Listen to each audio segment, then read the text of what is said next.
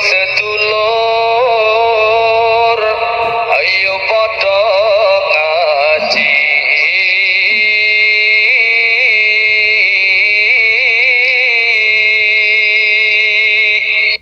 anggen kita niat thalabul ilmi pisan diparing ana hasil ilmu ingkang manfaat.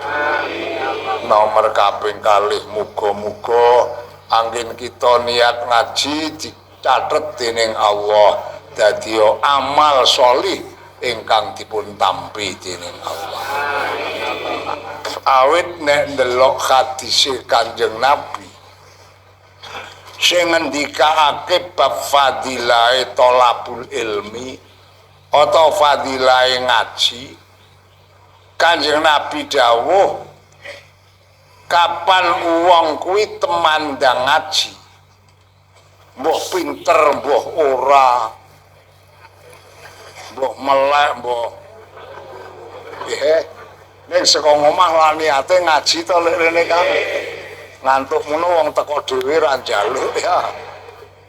Niki ngendikane Kanjeng Nabi kabeh kegremet sing nang daratan sing nang lautan lan kabeh wit-witan kabeh para malaikat iki njalukke ngapura dosane wong sing temandang ngaji niku. Kula tak angen-angen nek sing njalukke ngapura kuwi do ora didosa kira-kira lak ya ketampa to nggih. Nek malaikat kuwi ora didosa to, Kang? Kewan iki ya ora didosa. Nggih to mboten? Wit-witan ya ora duwe. Insyaallah niki kabeh wong kang ngerlik ngaji niate niat krana Allah tetep bali ngaji iki dosane kelelong. Niki ingkang cetha nek ndelok fadilahe wong ngaji mijerek ngendikane Kanjeng Nabi. Dadi nek wis ngerti fadilahe kaya ngono, kok kula sampean meh ngaji pendak seminggu pisan kok ora mangkat, iki pancen kepengin atine atos. Mau niku lak kandak kita. Qaswatul qulub fi kasratil dzunub.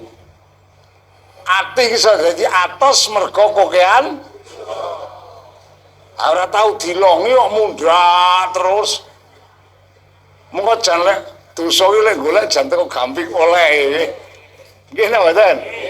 Awong kula sampean iki terus ra apa-apa ngene iki wae. Ora semang wong liya karo anake ngono wae.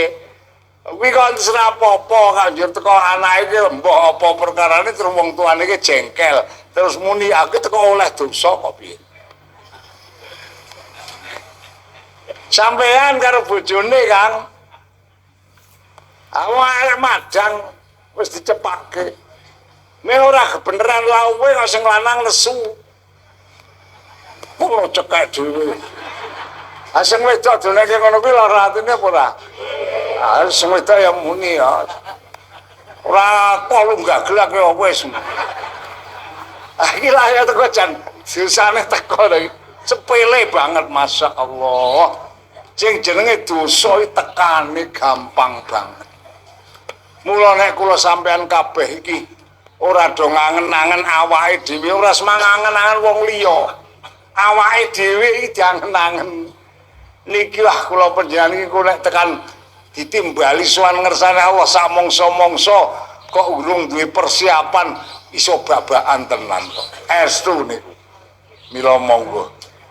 Kita menawi ora ketembuh kaya ngapa ikhtiar kita ateni ledo ngaji sak derajat sak pangkat awet tiyang ngaji menika nggih kula aturaken ngendikane Kanjeng Nabi sing njaluke ngapura kuwi kabeh malaikat kabeh wit-witan kabeh gegremet sing nang daratan nang lautan iki njaluke ngapura dosane.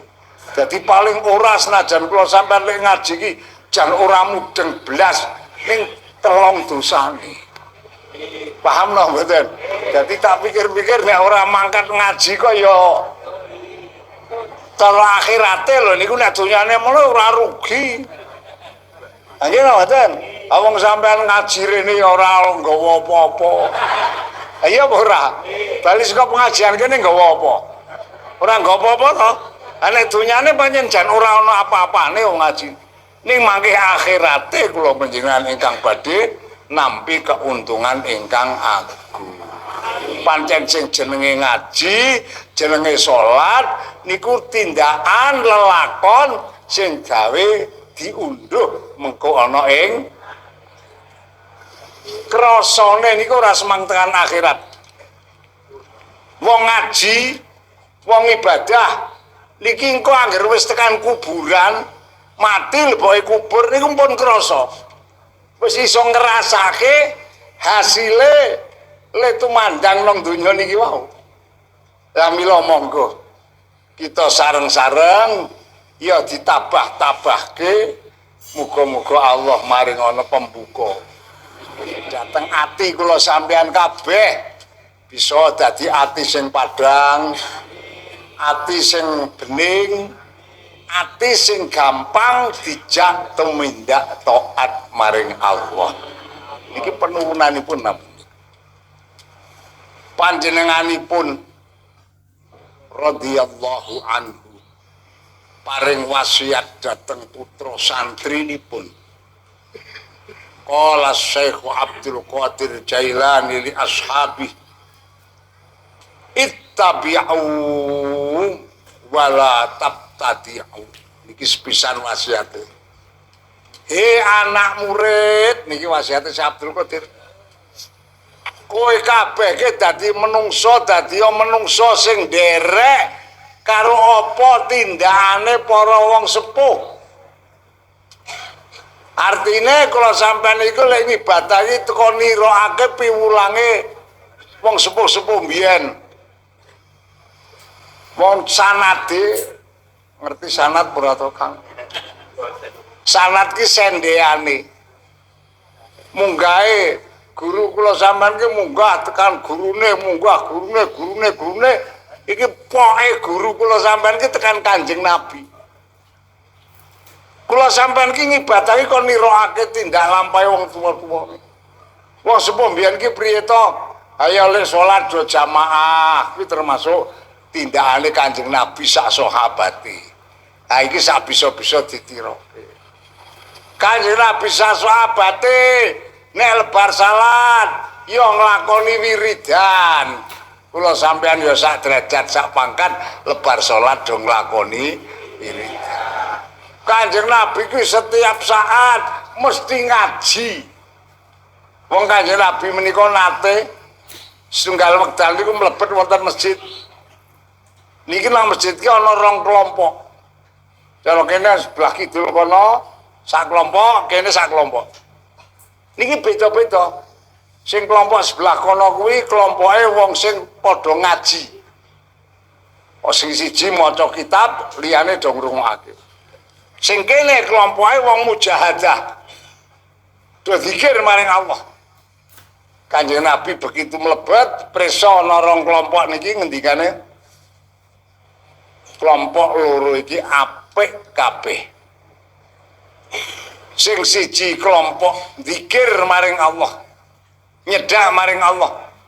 Sing siji kelompoke wong sing ngrembug ilmu agama, ngrembug tata carane ibadah maring Allah.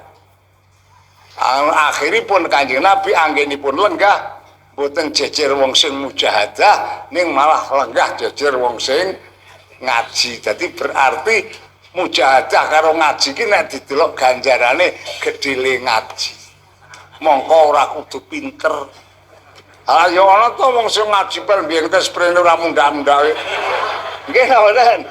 Ha iki kok Kanjeng Nabi kok le milih lenggah kok jejer wong sing ngaji. Niki nuduhake kelompok pengajian itu pancen kelompok ingkang paling utama menggawe Gusti Allah. Awit kelompok ngrembug ilmune Allah sing ilmu iki mau kanggo nata tata cara ngeling ibadah kula panjenengan dhateng Gusti. Mila dipun wasiataken ittabi'u wa la tabtadi'u. Wis kowe kabeh nek kepengin slamet teko do nderek tindakane para sepuh. Wala tabdiu aja semangcok melu sing model-model. Saniki niki masyaallah. Ajaran Islam sing anyar niki werna rupa. Leres napa mboten? Saniki niki pun teng pundi-pundi ana sing ajarane maca Fatihah ki ora semang nganggo bismillah. Ya kuwi ana. Monggo sampeyan arep melu ya luweh. Ya. Iki lah ya ana to. Terus ana meneh. Lebar salat ki ora semang wiridan, Kanjeng Nabi ki ora tau wiridan, monggo. Arep ora wiridan luweh. Niki ingkang kene-kene pancen werni rupi. Kan ziarah kubur barang ora oleh, tahlil ora oleh, maca Yasin jamaah ki ora oleh. Kuwi ora ana dalile jarene. Ya monggo. Malah kula niku wingenane. Nembe ditamoni tiyang sebelah kidul Nggarjo. Ya wilayahe jeh melu wilayah Nggarjo. Wadul kalih kula, Mbah napa. Ben kula niku kiyaine kok mboten patosna waras niku. Kok ora waras priye? Pripun wong sakniki niki lare-lare ngaji niku dibubarke niku. Sing mulang niku dispenging mboten pikantuk mulang ngaji. Dadi cacah kuwi ora do ngaji mergo kiyaine niki sing menging. Terus ping kalihipun nyanjangaken nek Kanjeng Nabi ki mbiyen diperintah karo Allah pertama ki salat ki 50 wektu. Tekan akhire disuda dadi 5 wektu. Mula nek wis salat 3 wektu ora semang do jemuahan. Dadi kiyaine niku ya ora tau jemuahan. Iki kiai waras apa ora? Lah niku termasuk sing model anyar niku kaya ngoten niku nek awake dhewe iki ora ngati-ati engko nek katut sing kok ngono ku iso kesasar kula panjenengan. Mula wasiate Syekh Abdul Qadir kowe iki teko nderek karo sing sepuh-sepuh biyen piwulange priye kuwi do digendeleno. Ora semang melu sing model bab ya pancen bola-bali tak aturke aku kelingan gek tahun 82 zaman kampanye. Kula niki kenalan kok lare Semarang. Niku kampanye niku nyeritake model niku disingirke. Kok apik to? Model.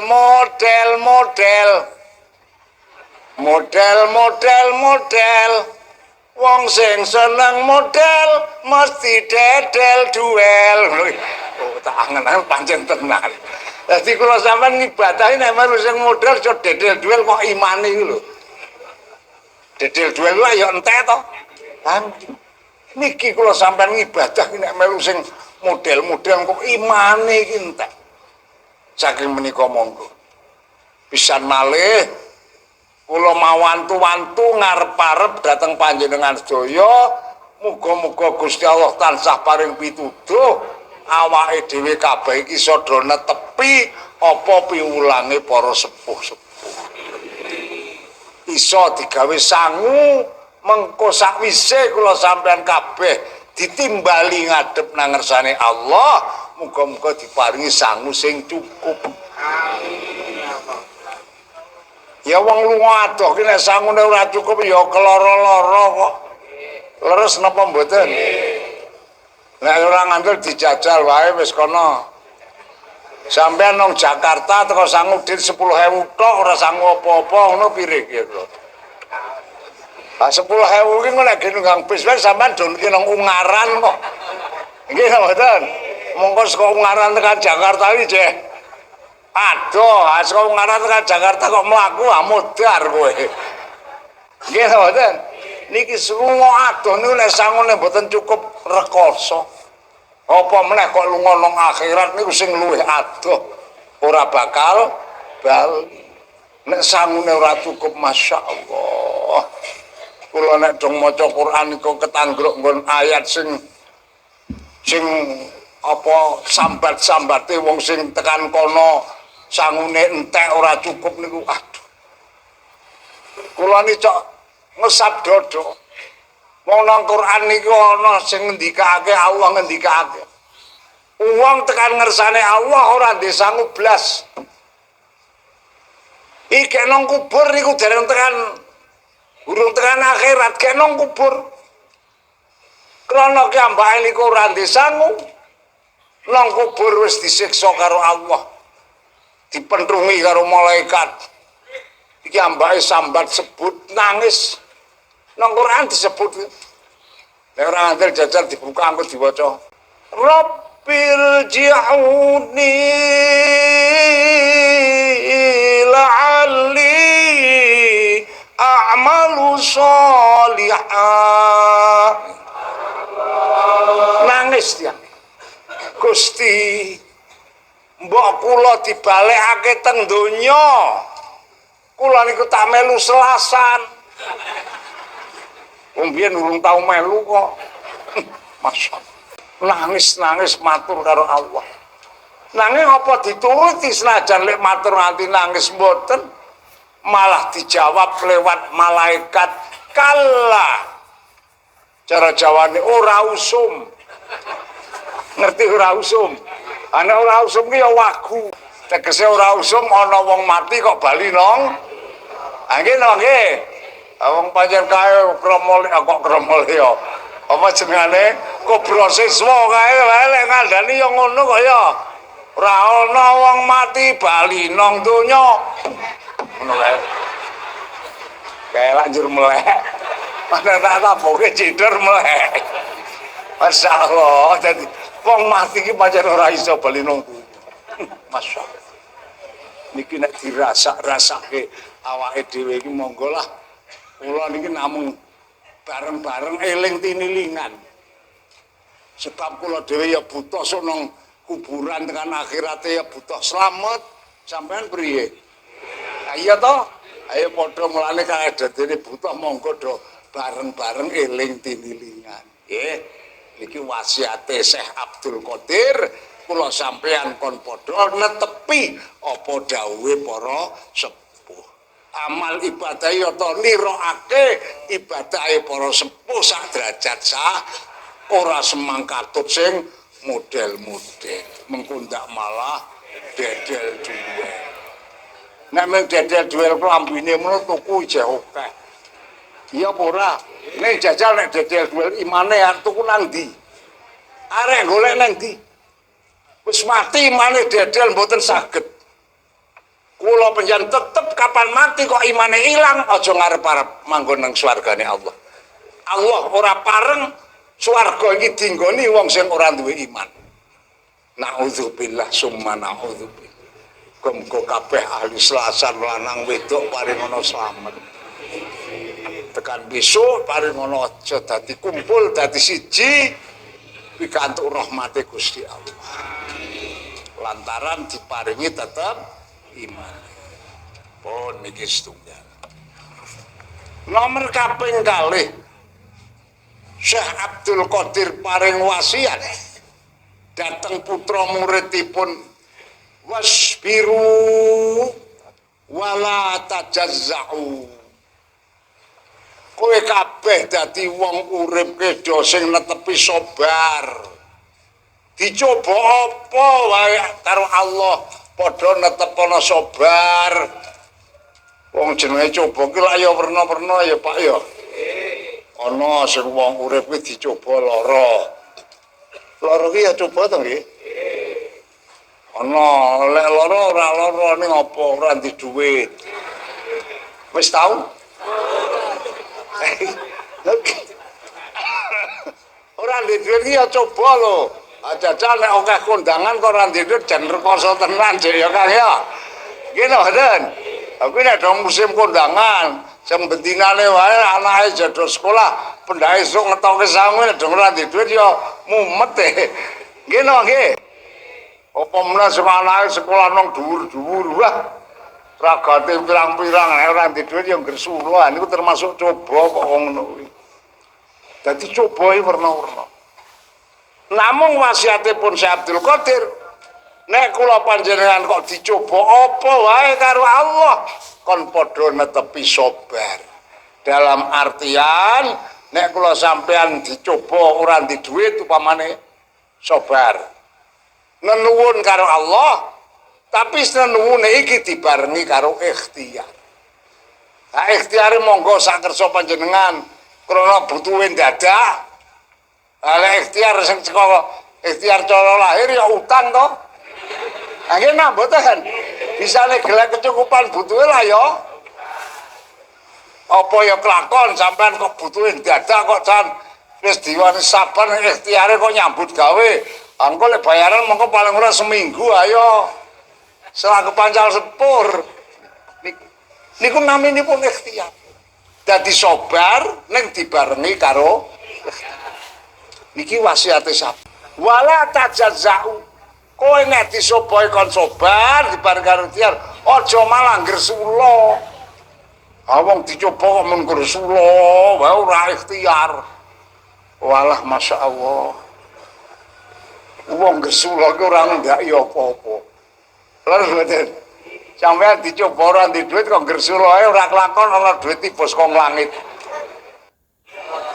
Malah nek wong lanang niku upamane dicoba ora ndek dhuwit ora ndek apa-apa kok malah glendrengan wae. Iki kok nek ketemu karo wong sing ora seneng malah meleh-melehke jan teko sakarepe dhewe kok. Rasakno kowe saiki. Biyen kowe iki tak kandhani takon ngepek miem kowe ra gelem mentang-mentang kok mek sulimah rasano kuwi masyaallah iki oleh-oleh wong Gresula malah mung diweleh-welehke tok. Mula Syekh Abdul Qadir lek wasiat aja kokean Gresula. Gresula iku ora ngundhaki apa-apa malah ngundhaki do. Leres napa mboten? Dadi sing penting kula sampean kudu meper. Atine kula saen muga-muga bisa kuat le meper menggak kekarepane hawa. Pancen hawa nafsu niku mboten wonten. Sing ngejak apik niku mboten wonten. Hawa nafsu niku ngejake mesti Allah.